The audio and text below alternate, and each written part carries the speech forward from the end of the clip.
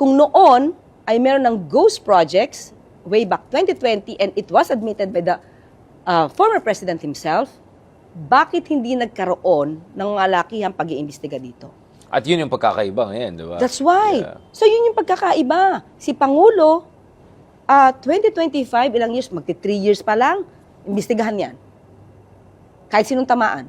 Kamag-anak, kaibigan, kaalyado. Pero kay dating Pangulong Duterte, kahit sabihin nila, ba't mo binabalik ang issue kay dating Pangulong Duterte? Kailangan ko i-compare.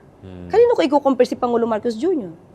O di dapat sa dating administrasyon na walang ginawa. Kaya yung mga naging kalat noon, POGO, issue ng Farmally, EJK. EJK. Yeah. Diba, nililinis ni Pangulong Marcos Jr. at yan ang ayaw makita ng mga obstructionists. Kung anong ginagawa ng Pangulo na linisin ang bansa natin para mapakita natin sa ibang bansa, sa mga investors, na malinis ang Pilipinas at handang papanagutin ang dapat na managot na hindi nangyari noong nakaraan.